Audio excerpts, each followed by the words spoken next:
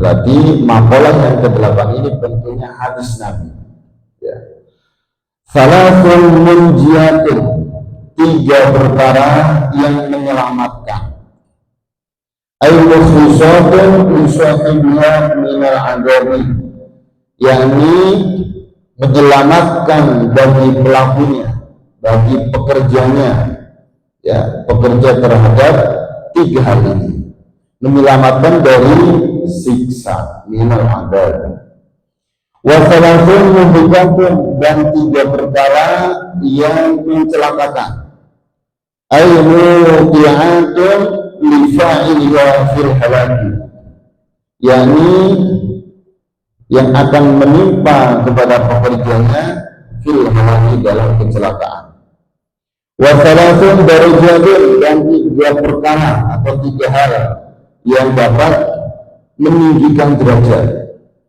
Ayat manazilun fil akhirati, yakni tempat derajat tertinggi, ya, fil akhirati, di akhirat.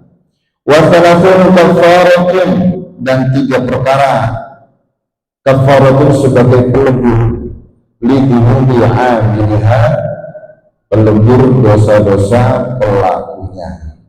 Jadi kita akan berbicara tentang 3 perkara yang menyelamatkan, 3 perkara yang mencelakakan, 3 perkara yang akan mengangkat derajat kita, ya. Terus kemudian 3 perkara yang akan melebur dosa. Begitulah pesan daripada baginda Nabi Muhammad SAW. Amal menjiatu. Sekarang mulai apa itu yang dimaksud dengan 3 perkara yang menyelamatkan? Amal menjiatu adalah perkara yang menyelamatkan, fa khasyatullahi ta'ala fi sirri wal alani, yaitu takut kepada Allah fi sirri wal alaniyah, secara rahasia, wal alaniyah, dan terang-terangan. Inilah nomor 1 perkara yang bisa menjadikan kita selamat dunia akhirat, maka harus takut kepada Allah, ya, secara rahasia atau terang-terang, sembunyi-sembunyi atau terang-terang, lagi sendiri atau di halayak keramai, harus takut kepada Allah. Nomor 1. Qudima as-sirru li anna taqwallahi fi a'la darajat. Kata sir dalam hadis tersebut didahulukan fisiri wal ananiyah. Kenapa didahulukan kata sirnya dari alaniyah? Li anna taqwallahi, karena sesungguhnya takwa kepada Allah di dalam waktu lagi sendiri atau secara rahasia itu a'la darajat, lebih tinggi derajatnya dibanding takwa secara terang-terang. Nah, dibanding takwa banyak orang, gitu ya. Nah, kita akan bahas dari 1 perkara yang menjadikan kita selamat dunia akhirat, ya. Maka fa khasyatullahi ta'ala fi sirri wal alaniya, maka takut kepada Allah secara rahasia dan terang-terangan, inilah kunci bagi kita yang ingin mendapatkan keselamatan dunia akhirat. Sebelum jauh kita membahas tentang takwa atau takut kepada Allah Subhanahu wa Ta'ala, maka kita harus ingat bahwa dulu, ya, ternyata kita itu semua sudah ada ikatan janji dengan Allah. Ruh kita sudah dinyatakan bersaksi kepada Allah. Wa akhadha rabbuka min bani adama min dzurriyyatihim wa asyhadahum ala anfusihim alastu birabbikum qalu bala syahidna. Al-A'raf ayat 172. Ingatlah ketika Tuhanmu mengeluarkan keturunan anak-anak Adam dari sumber mereka, dan Allah mengambil kesaksian terhadap jiwa mereka. Selain berfirman, bukankah aku Tuhanmu? Mereka menjawab, betul ya Rabb, engkau Tuhan kami menjadi saksi. Jadi ruh itu sudah ada ikatan janji dengan Allah, janji setia untuk bertakwa kepada Allah. Fitrah kita, ya, selalu hambanya Allah, selaku ciptaannya Allah sudah ada ikatan janji, dan itu janji setia secara langsung dinyatakan untuk beribadah kepada Allah. Jadi suatu keharusan bagi kita, ya, hambanya Allah untuk bertakwa kepada Allah, sudah keharusan. Nah, maka bagaimana agar kita ketakwaannya terus meningkat? Nah, ini yang penting, ya, khususnya anak-anak santri, ya, yang terus semangat belajar. Bagaimana kita agar terus meningkat ketakwaan kita? Maka perlu adanya ilmu. Inilah pentingnya dan diwajibkannya kita untuk terus menuntut ilmu. Dalam Al-Quran itu, innama yakhsyallaha min ibadihi ulama. Sesungguhnya yang takut kepada Allah di antara hambanya adalah al-ulama, yaitu ulama, orang yang berilmu, gitu. Jadi kalau kita ingin terus meningkat ketakwaan kita kepada Allah, harus terus memperbanyak ilmu, gitu, ya. Ilmu bagaimana kekuasaan Allah, bagaimana ma'rifat kepada Allah, terutama itu, ya. Mana mungkin kita akan nggak takut sama Allah kalau kemudian kita ilmu ma'rifatnya terus kita kuatkan. Seperti contoh, innallaha khabirun bima ta'malun, dalam surat Al-Hasyr, ya, ayat 18 paling ujung itu, sesungguhnya Allah itu mengetahui apa yang kalian kerjakan. Kalau ilmu ma'rifat kita salah satunya sifat Allah yang pasti mengetahui apa yang kita lakukan, hakul yakin dengan seyakin-yakinnya, dan itu terus berada dalam diri kita, sifat muraqabah, merasa selalu diawasi oleh Allah Subhanahu wa ta'ala. Mana mungkin akan mudah maksiat kepada Allah, sedangkan dalam dirinya, hatinya, pikirannya, seluruh anggota tubuhnya hakul yakin dan selalu ada itu, bahwa merasa selalu diawasi oleh Allah Subhanahu wa ta'ala. Salah satu contoh ilmu ma'rifat kepada Allah, ketika mau maksiat ini, maksiat itu, maksiat ini, tapi dia yakin dan seyakin-yakinnya, ya, Allah itu akan selalu mengawasinya. Dan itu lagi-lagi dengan ilmu. Innallaha sami'un basir. Sesungguhnya Allah itu maha mendengar, maha melihat. Berarti yang ngapa-ngapain dilihat sama Allah terus, ya, diawasin terus, ya. Begitu gitu, bagi kita yang beriman kepada Allah, maka nggak mudah maksiat, gitu. Maka lagi-lagi ilmu, gitu, ya. Semakin tinggi ilmunya, semakin kuat, semakin besar ketakwaannya kepada Allah Subhanahu wa ta'ala. Jadi sebaliknya, semakin ilmunya terus menurun, bahkan mungkin tidak ada atau berkurang ilmu, khususnya yaitu tentang ma'rifat kepada Allah, karena berkaitan tentang yaitu ketakutan kita, khusyah kita kepada Allah, maka tentunya akan terus berkurang ketakwaan kita kepada Allah Subhanahu wa ta'ala. Jadi poinnya ilmu terus ditingkatkan. Maka yang betul kata Nabi, ya, menuntut ilmu itu wajib, gitu, ya.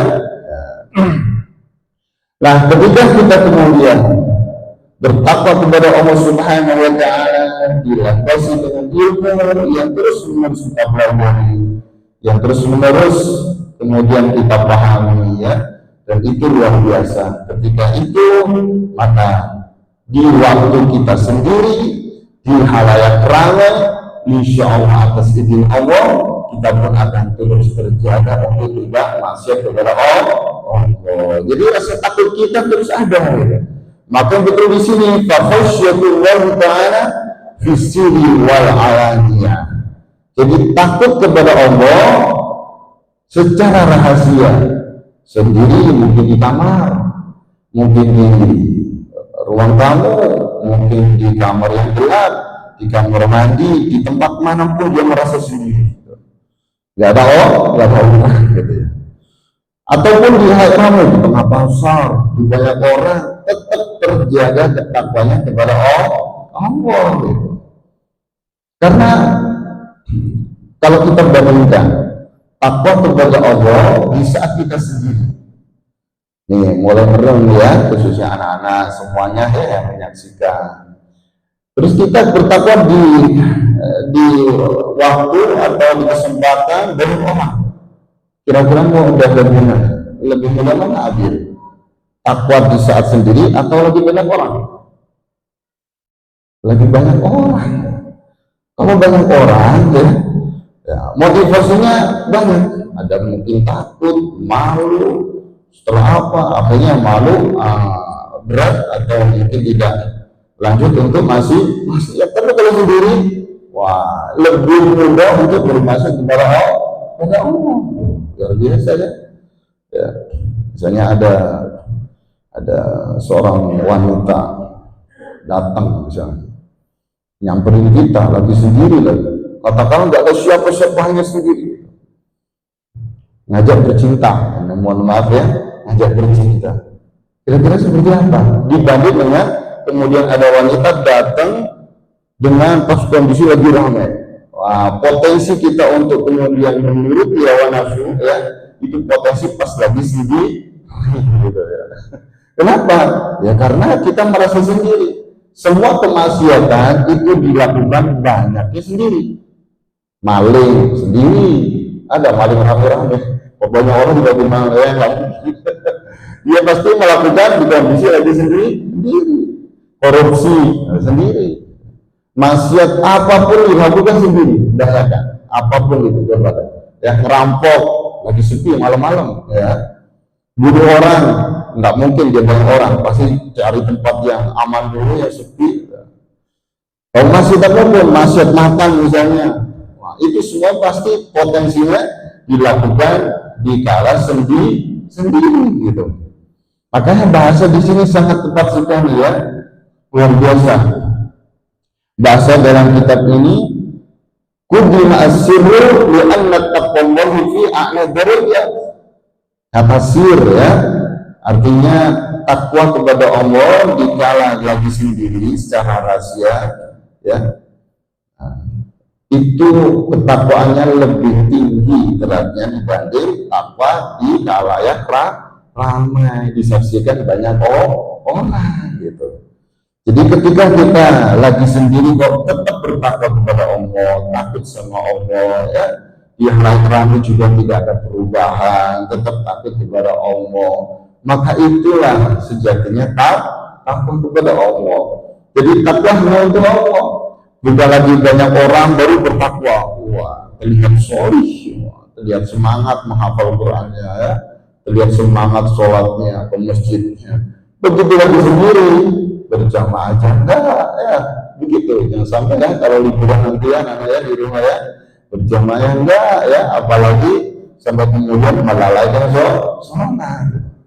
Kelihatan sholat yang begitu di kamar sendiri, megang HP, aduh apa yang dibuka, naudzubillah ini, lihat ya, muncul iklan, penasaran iklan, tidak boleh, harus dijaga.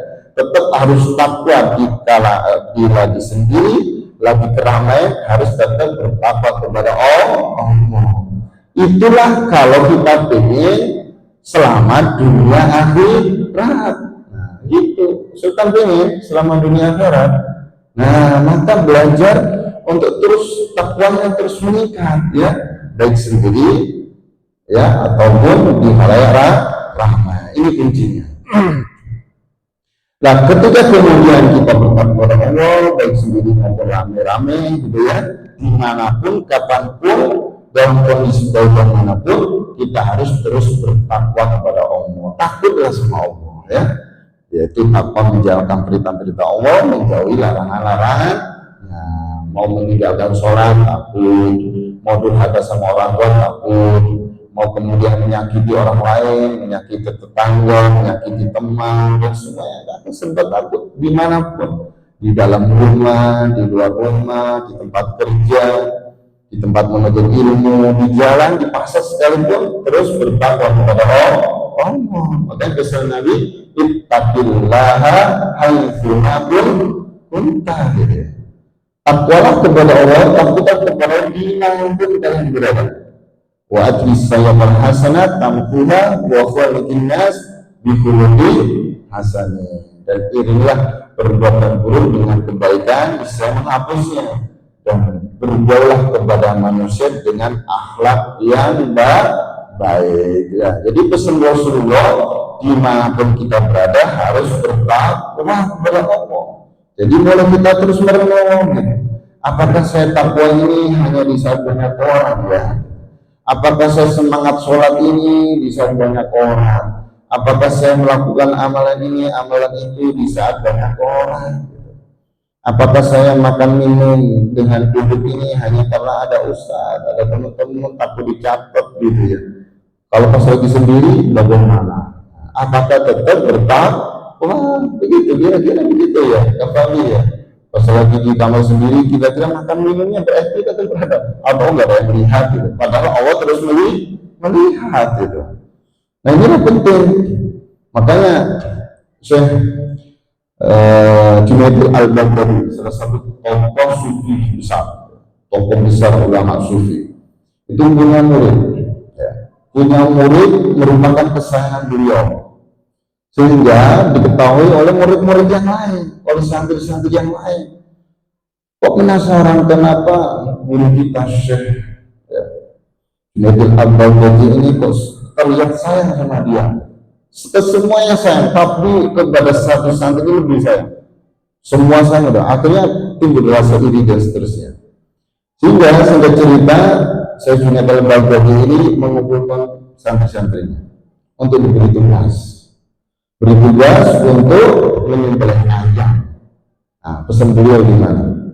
Silakan, ini adakan ayam, udah siapkan ayam, terus kemudian silakan disembelih di tempat yang sekiranya tidak diketahui atau tidak dilihat oleh siapapun ya. Oke siap Syekh, gitu ya. Nah, sebelum subuh harus tuntas pekerjaan ini, kata beliau begitu. Sehingga satu santri, dua santri terus semuanya jadi tempat, ada yang pulang, ada yang ke rumah dan seterusnya. Nah, singkat cerita begitu waktu tiba semua menghadap ke Syekh. Menghadap Syekh gurunya dengan membawa hasil apa yang sudah diinstruksikan oleh gurunya, yaitu Syekh Junaid al-Baghdadi. Satu santri kemudian, Syekh alhamdulillah sudah selesai tugas yang kau berikan. Ini hasilnya, disembelih. Ditanya, kamu sembelih di mana? Di rumah, di tempat yang gelap, saya matikan lampu, di dalam kamar, gak ada yang terlihat sama sekali. Oh iya sudah, bagus.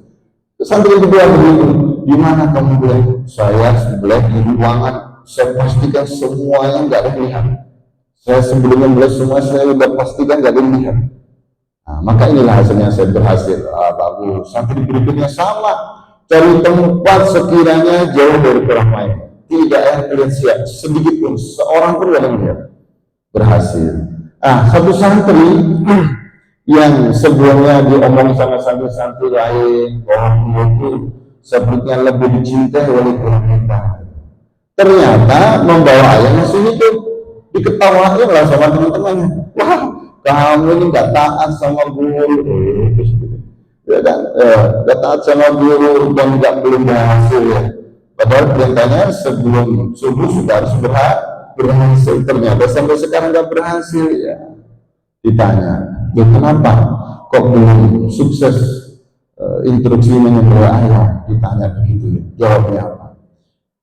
Ketika ayam ini mau saya sembelih, dimanapun, di tempat manapun, saya tidak merasa bahwa tidak ada yang mengetahuinya. Yang betul manusia tidak mengetahui, tapi Allah yang Maha Tahu selalu mengawasiku, selalu mengetahuiku apa yang aku lakukan, termasuk menyembelih ayam. Maka nggak mungkin pesan saya sembelih dimanapun yang tidak ada diketahui oleh siapapun. Saya nggak mungkin, mana mungkin Allah nggak mengetahui apa yang aku lakukan, yaitu menyembelih ayam. Maka ternyata santri yang paling lurus di dalam ujian untuk terus sifat muraqabahnya ini ada ya, merasa sudah lulus, ternyata yang lulus adalah santri yang dikira dan itu menurut teman-temannya ternyata lebih disayang oleh gurunya, terbukti ya, ternyata ketakwanya lebih tangguh, lulus ujiannya karena takwa. Ini kita belajar buat semuanya bahwa Allah itu akan selalu mengawasi kita dalam kondisi situasi bagaimanapun. akan selalu mengetahui apa yang kita lakukan. Innallaha khabirun bima ta'malun. Maka inilah salah satu kunci bagaimana kita termasuk dianggap sebagai orang yang bertakwa itu, maka harus takut kepada Allah. Walaqad atayna Musa wa Harun al-furqana wa diya wa dzikral muttaqin alladzina yakhshawna rabbahum bil ghaibi wa hum minas sa'ati musyrikun. Begitu kata Allah dalam Al-Qur'an. Sungguh kami telah memberikan Musa dan Harun al-furqan, maksudnya kitab Taurat, dan juga penerangan, pengajaran, ya. Bil muttaqin, bagi orang bertakwa. Siapa yang bertakwa itu? Alladzina yakhshawna rabbahum bil ghaib, itu orang yang takut kepada Allah bil ghaib, walaupun Allah tidak terlihat, tapi tetap bertakwa kepada Allah. Wa hum minas sa'ati musyrikun, dan mereka merasa takut datangnya hari kiamat. Jadi orang bertakwa itu selalu takut kepada Allah walaupun tidak terlihat. Ya, nggak terlihat oleh pandangan mata, tapi hatinya selalu tumbuh. Ya, sifat muraqabah yang merasa selalu diawasi oleh Allah Subhanahu wa ta'ala. Nah, maka betul ketika rasa takut ini semakin kuat dalam diri kita, maka kita mau melakukan apapun itu tentu akan terus kita akan berenang. Kira-kira melakukan ini dapat ridho enggak dari Allah? Kalau melakukan ini kira-kira Allah senang enggak? Murka enggak ya? Kalau melakukan ini, ya itu akan terus dipertimbangkan. Jadi tidak kemudian melakukan yang penting sesuka hatinya, sesuka nafsunya, melakukan sesuka dia, tidak, tapi dia pertimbangkan. Mau melangkah, ini Allah kira-kira ridho enggak ya? Mau kemudian menggerakkan tangan, kaki semuanya, Allah itu senang enggak apa yang saya lakukan? Karena Allah terus melihat. Nah, begitu. Nah, ya. Ibaratnya ada CCTV gitu loh, ya. Di tempat yang ada CCTV-nya terus begitu. Ya, maka itu terus hati. Maka orang yang mengetahui tentang ilmu, ya, khususnya ma'rifat kepada Allah, itu akan terus semakin takut kepada Allah.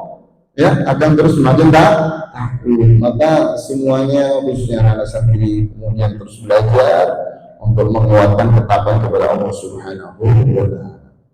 Maka kalau sudah takut kepada Allah, maka betul di sini salah satu menjiat yang pertama khusyatullah, yaitu 3 yang kemudian menyelamatkan. Yang nomor pertama, nomor 1 adalah takut kepada Allah. Dunia akhirat sudah Allah jamin, dunianya sudah Allah jamin. Dengan kita takut sama Allah, apapun yang menjadi permasalahan kita pun Allah akan selesaikan. Ya, dengan kita takut kepada Allah, rizki-rizki yang kita butuhkan pun Allah akan beri. Rizki tidak hanya sebatas materi, ya. Rizki kemudian anak yang soleh-solehah, semangat ibadah, cepat menghafal Al-Quran, cepat belajar ilmu agama, gitu ya, anak-anak ya. Semuanya itu merupakan rizki dari Allah. Wa may yattaqillaha yaj'al lahu makhraja wa yarzuqhu min haitsu la yahtasib. Wa may yatawakkal 'ala Allah. Surat Tolak ayat 23 ya. 2 dan 3. Barang siapa yang bertakwa kepada Allah, maka Allah akan memberikan jalan keluar dan memberi rezeki dari arah tidak disangka-sangka. Akan Allah kasih solusi dari permasalahan itu.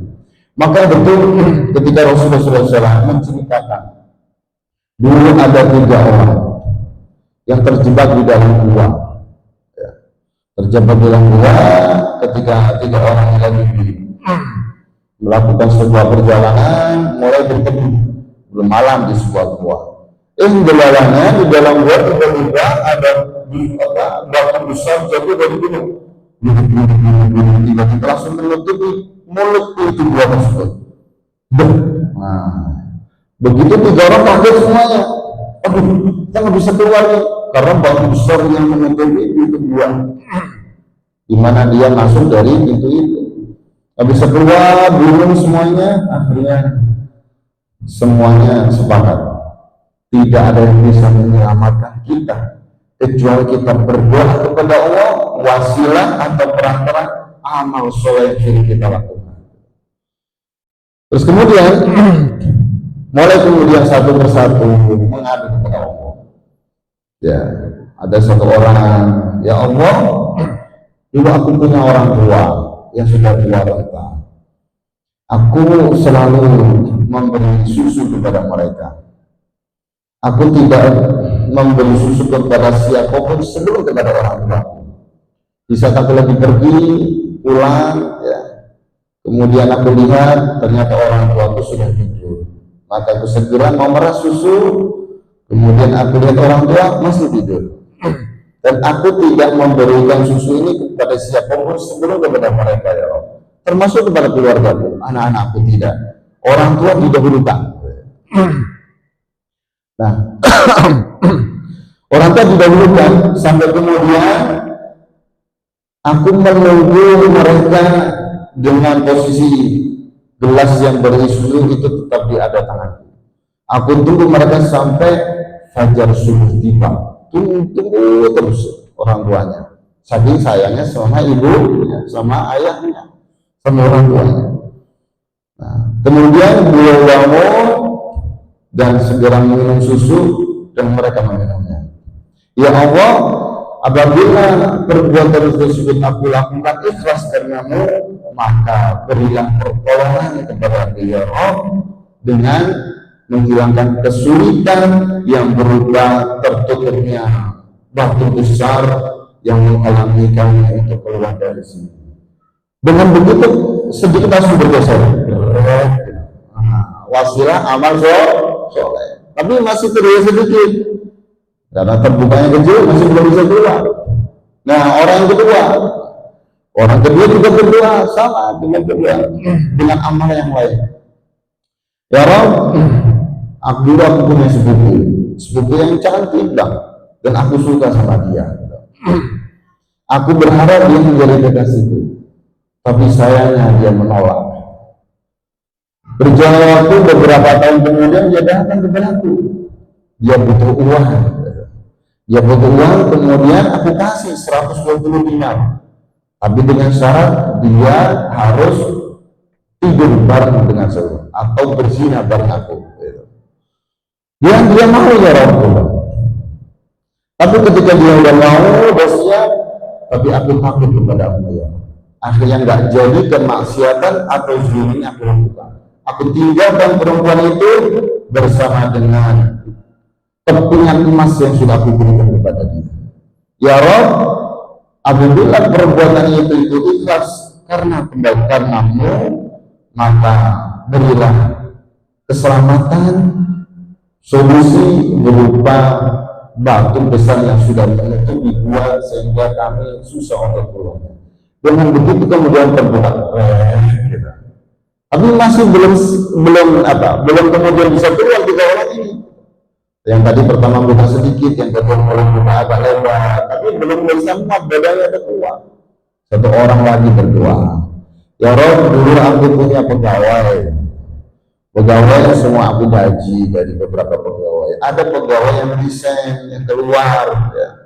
Tapi gajinya nggak diambil, sehingga gajinya aku kelola, berikan sapi, kambing, dan seterusnya sampai banyak. Sehingga beberapa tahun kemudian dia datang kepada aku untuk nagih gaji yang dulu belum diambil. Nah, maka aku bilang, gajimu adalah ini, semuanya adalah gajimu yang belum engkau ambil. Sapi ada berapa, kambing ada berapa, hewan ternak banyak, maka ambillah semuanya. Akhirnya diambil semuanya. Dengan begitu ya Rob, jika perbuatan itu ikhlas karenamu, memohon ya Rob, bukalah atau berilah keselamatan solusi dari buah yang sudah tertutup dengan batu besar. Akhirnya terbuka oleh itu hadis riwayat Imam Bukhari Muslim. Hadis soleh ini populer. Bagaimana ternyata amal soleh itu bisa menjadi wasilah pertolongan Allah Subhanahu wa Ta'ala. Termasuk yang takut kepada Allah. Mau berzina nggak jadi karena takut kepada Allah, sehingga menjadilah pertolongan solusi hadirnya ya dari berbagai macam permasalahan.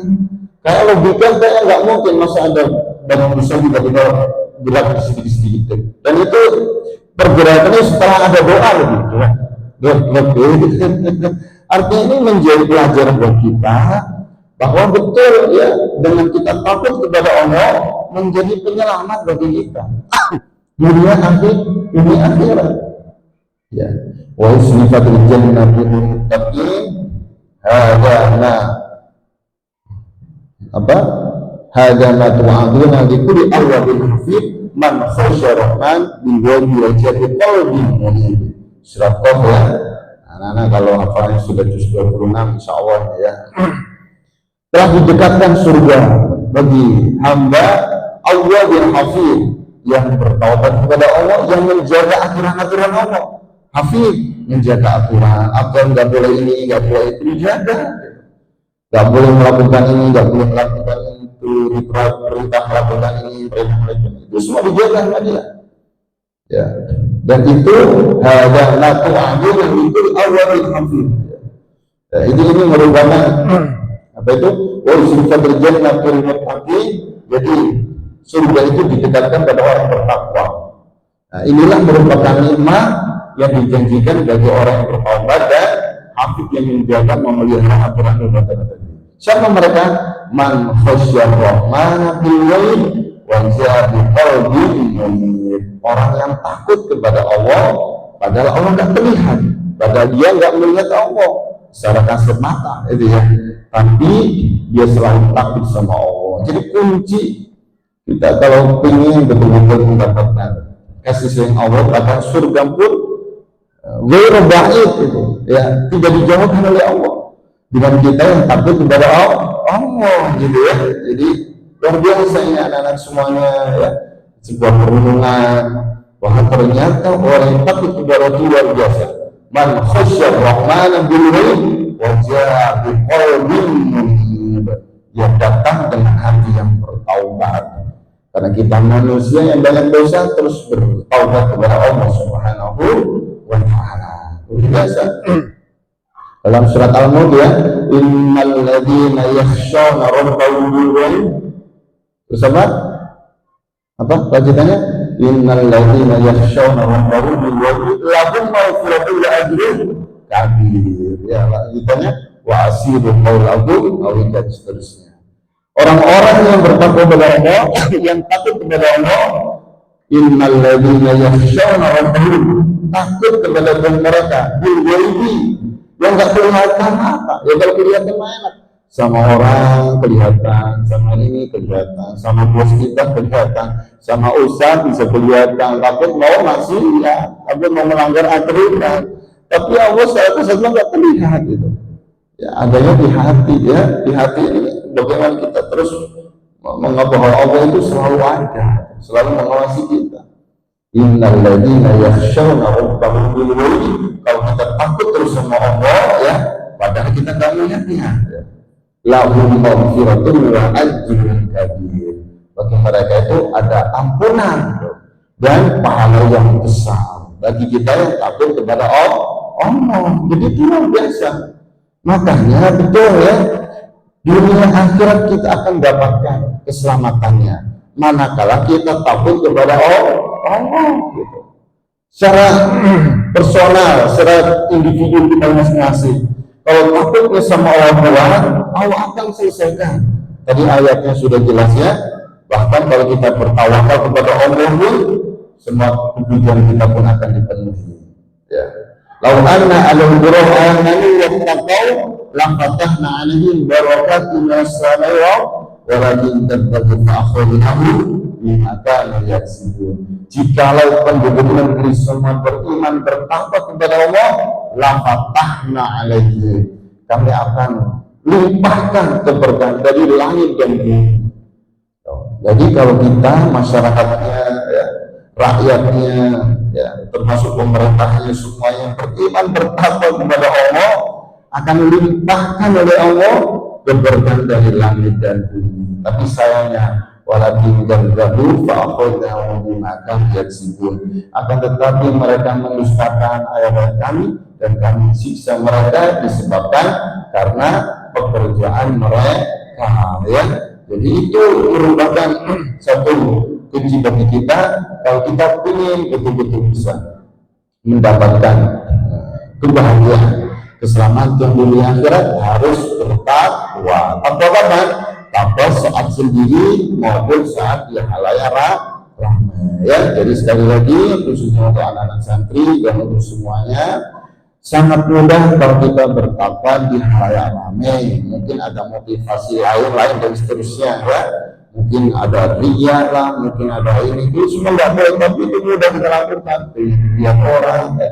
Pengen dilihat teman, pengen dan seterusnya itu banyak. Tapi kalau lagi sendiri itu luar biasa, butuh berjuang. Nah, butuh betul-betul makrifat itu kepada Allah sangat besar. Ya, jadi walaupun sendiri di halayak ramai, kalau ilmu makrifat kepada Allah itu besar, tidak peduli dia lagi sendiri, tidak peduli dia lagi banyak orang, yang penting kita bertakwa kepada Allah Subhanahu wa Ta'ala. Insya Allah dengan bertakwa kepada Allah sebagai pesan Nabi dimanapun, kapanpun, dalam kondisi bagaimana-pun, maka yang diharapkan adalah kebahagiaan dunia akhirat. Mungkin itu untuk kajian di pagi ini. Ini baru 1 dari 3 yang menyelamatkan. Karena di hadis Nabi ini dalam kitab Al-Bukhari ada, dalam kitab-kitab ini banyak hadisnya. Tidak saya buka referensinya, ternyata banyak juga luar biasa. Ya. Nah, di situ nanti akan menceritakan tentang 3 sebagai penyelamat, 3 sebagai kecelakaan, 3 sebagai kemudian meninggal derajat, 3 sebagai pelebur dosa.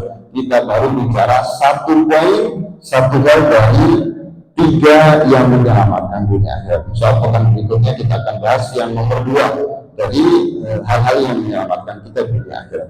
Mudah-mudahan diberi manfaat oleh Allah Subhanahu wa Ta'ala dan istiqomah dan menjadi bekal kita untuk menjalani kehidupan sehari-hari, dan harapan kita semakin ini penuh Allah, dan harapan yang paling utama kita ini kan ketika kita nanti wafat dalam keadaan husnul khotimah ya Rabbal alamin. Terima kasih, kurang lebih mohon maaf. Wassalamualaikum warahmatullahi wabarakatuh.